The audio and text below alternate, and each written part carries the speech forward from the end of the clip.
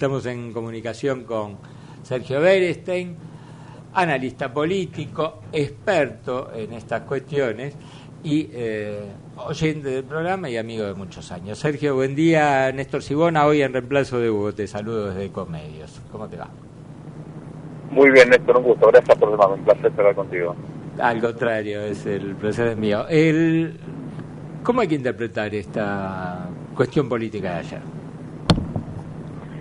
Esto, más allá de la coyuntura, para entender dónde estamos parados, hay que considerar que lo que vimos ayer, lo que estamos viendo estos días respecto de la reconfiguración del peronismo, es el resultado de la derrota electoral.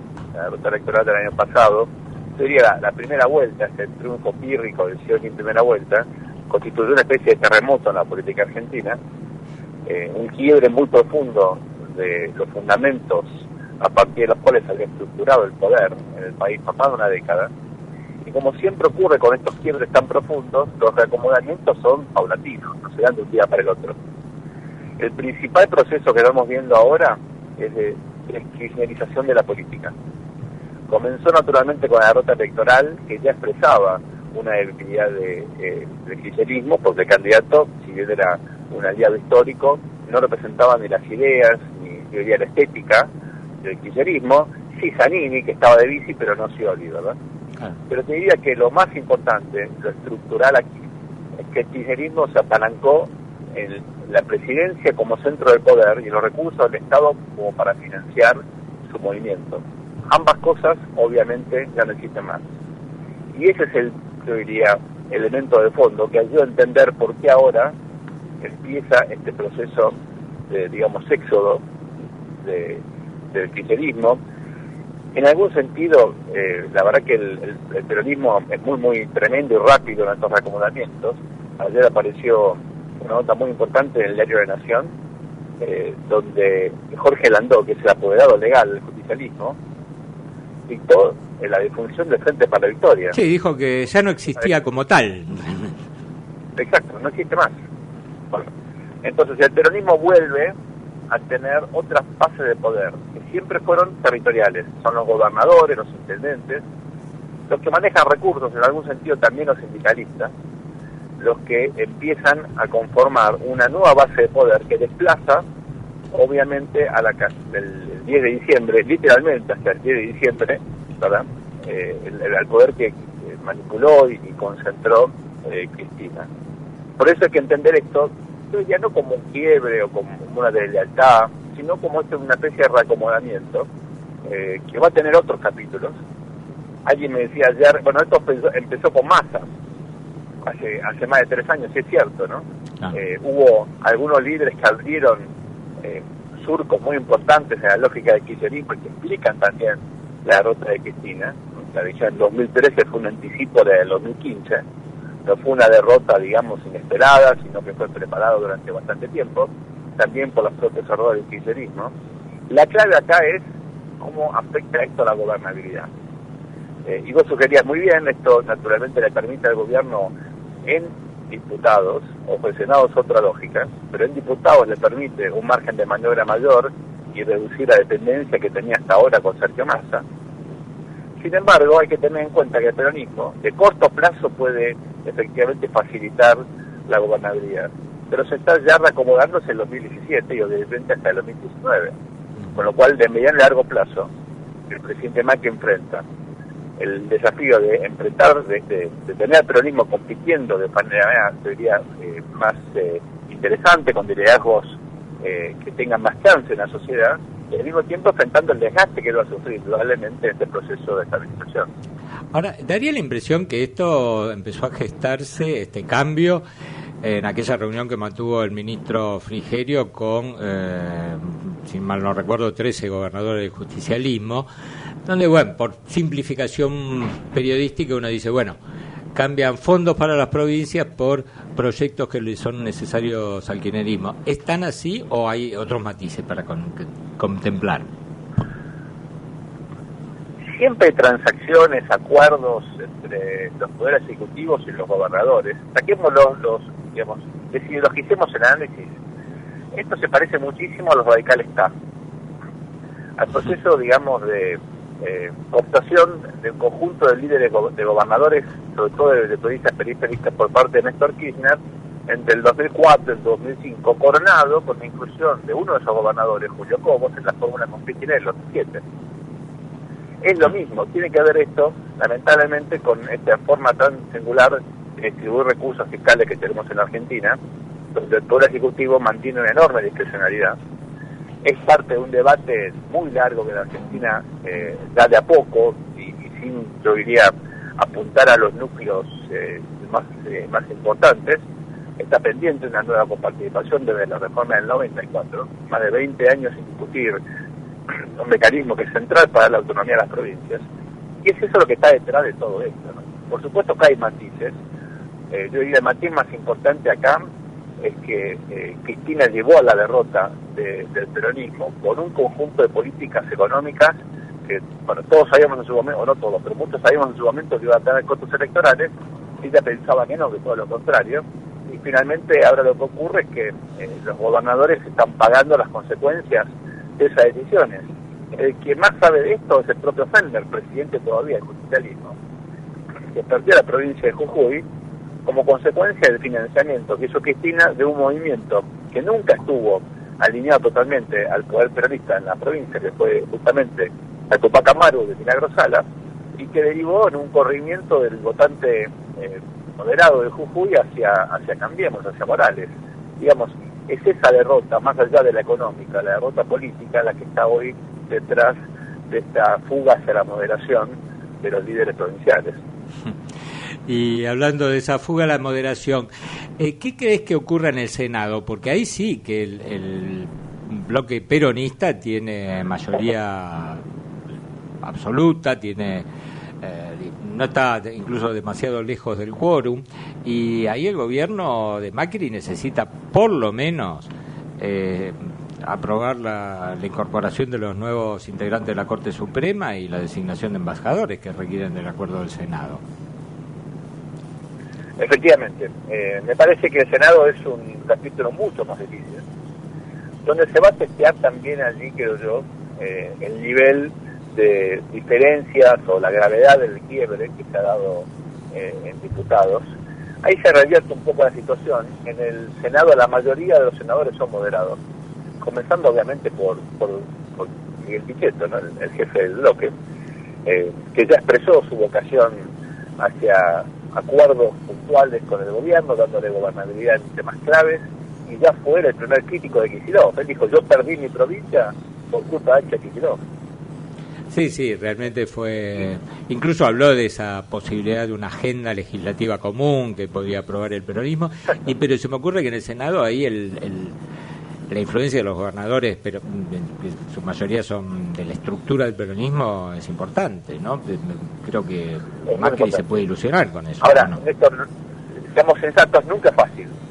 La posibilidad está, pero cada ley va a costar mucho sacarlo. Hace falta, obviamente, tiempo y posibilidades para ir negociando cada caso en particular. No creo que sea sencillo el trámite en el Senado, es posible, pero va a depender también, obviamente, de la opinión pública, de cómo impacte las medidas que está tomando el gobierno, que son tan necesarias como duras, ¿verdad? Claro. Tanto en términos distributivos como sobre todo en materia potencialmente también electoral. Entonces creo que también hay que tener eso en mente, porque obviamente el peronismo dentro de muy poquito va a estar mirando las elecciones del 2017, que son fundamentales como punto de partida para un reacomodamiento y recomposición de esta fuerza hacia el 2019. Se me ocurre que no sería un esquema parecido a lo de la provincia de Buenos Aires, donde ahí hubo una fractura en el kirchnerismo, pero daría la impresión que el oficialismo estableció como una alianza legislativa permanente con el Frente Renovador de Massa, a tal punto que el presidente de la Cámara es un masista, como el diputado Jorge Sarguini. ¿Vos creés lo mismo? Que va a haber acuerdos por proyecto en este caso y no alguna alianza así legislativa más formal? Excepto que ocurra algo que se insinuó en un momento y luego se descartó, que es esta idea tan famosa del acuerdo de gobernabilidad más estructural, ¿no? Como fue el Pacto de México hace 3 años y pico cuando subió Peña Nieto, tipo pacto de la Moncloa. En Argentina se habló tanto de esto que yo creo que está un poco trillado el tema. Yo creo que no sea importante, sería realmente interesante como por punto, digamos, por lo menos para ajustar objetivos y luego discutir instrumentos de política.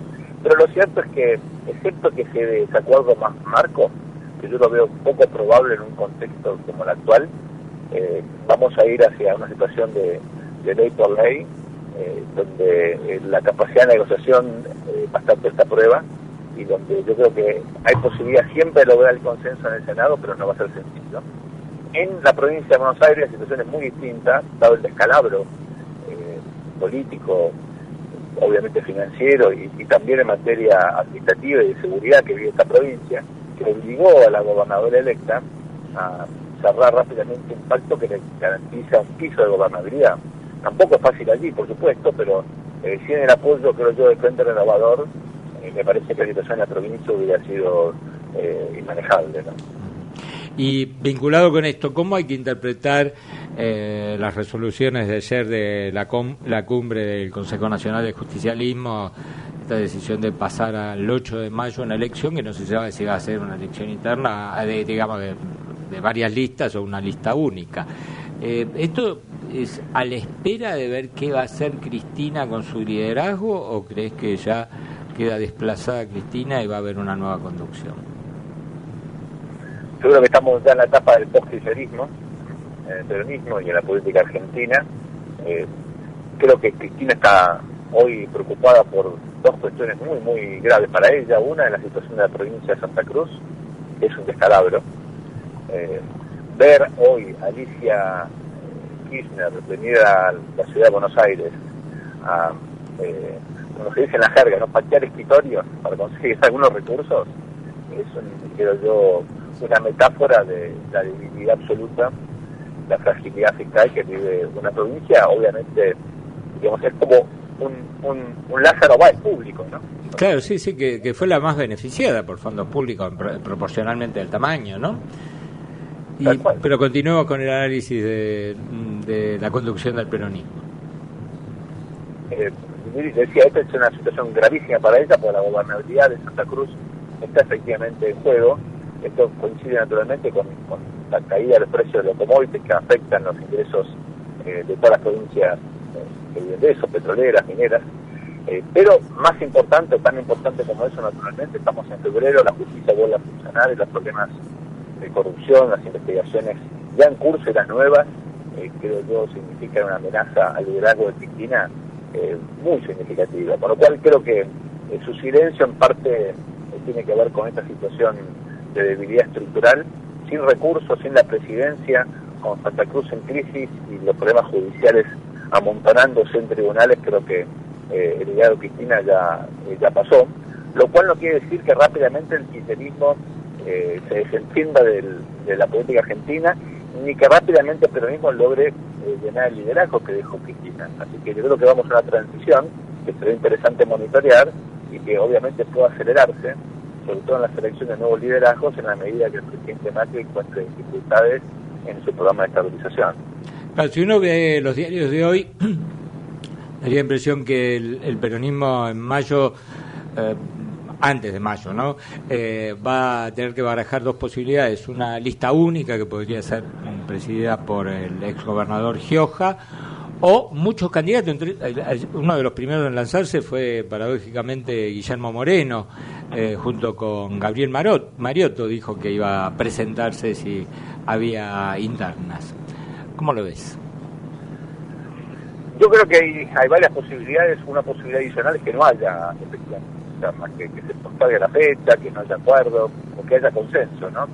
No haya elecciones. Me parece que legalmente el peronismo tenía que poner esta fecha. Hay una cantidad de cuestiones ahí que tienen que ver con la regulación de los partidos, en la necesidad del peronismo de regularizarse, pero yo no descartaría que si no hay consenso detrás de la figura como la de Gioja o eventualmente un de la Sota, es probable que el peronismo entre en una fase de mayor puja interna y que tarde más a recomponerse. De hecho, me parece que Gioja quedó del lado, digamos, en la Cámara de Diputados, ¿no? Del bloque oficial, esperando a ver si le toca a él ser el nuevo jefe del peronismo, sino más temprano que tarde seguramente va a pasar él también a formar parte de los diputados moderados. De hecho, él es un moderado histórico, ¿verdad? Sí, sí. Que creo que depende mucho de esta recomposición que se está dando. Me parece que todavía no terminó el pase de facturas. Sí, daría la impresión que empezó ayer, ¿no? Que algunos se animaron a recordar que el peronismo perdió las dos últimas elecciones, no solo las presidenciales, sino la legislativa de 2013, ¿no? Exacto. Esto, por supuesto, que va a generar mucho conflicto y el reacomodamiento, insisto, se va a dar en base territorial. El peronismo siempre se organiza en función del poder territorial, los gobernadores, intendentes, sindicalistas y algunas figuras que son reconocidas, que tienen prestigio, y esto es interesante marcarlo. Es muy probable que el líder que emerja del peronismo formal no tenga pretensiones electorales, no sea un dirigente que quiera pelear por el poder en el 2019, para evitar que el poder institucional que le da ser jefe del partido influya efectivamente en la capacidad de nuclear a la mayor cantidad de candidatos competitivos.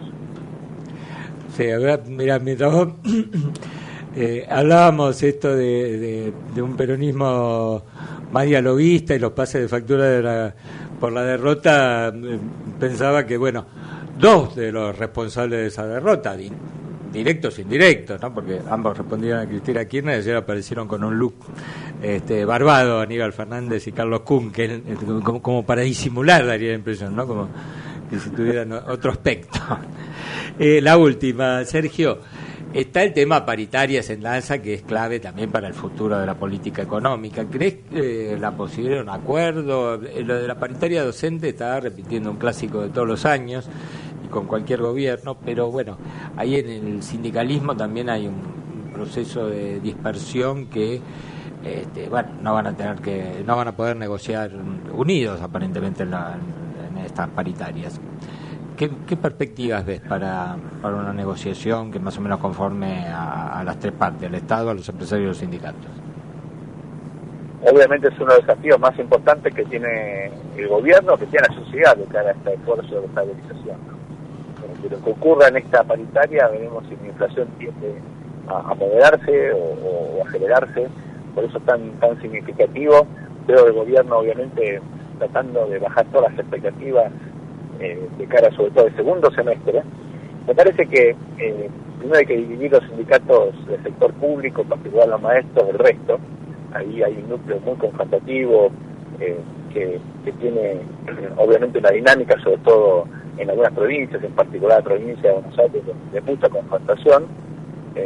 Creo que hay otros sindicatos que tienen posturas más, yo diría, razonables, más moderadas. Incluso en el sector privado hay sectores que están experimentando crisis vinculadas al ciclo internacional, en particular el petróleo, que llegó a un acuerdo por lo menos en una provincia que creo va a servir de testigo. Por eso diría, primero, no generalicemos. Segundo, hay un fenómeno que está crecientemente en la cabeza de los sindicalistas y de los trabajadores, que es un creciente problema de empleo. No es nuevo en la Argentina, hace ya bastante tiempo que no se genera empleo privado, pero claro, el sector público, a costo de un enorme déficit, estuvo generando empleo de manera artificial. Eso ya no ocurre, y entonces el miedo al desempleo está también influyendo, creo yo, directa o indirectamente, en una creciente moderación en los gremios, sobre todo el sector privado, ¿verdad?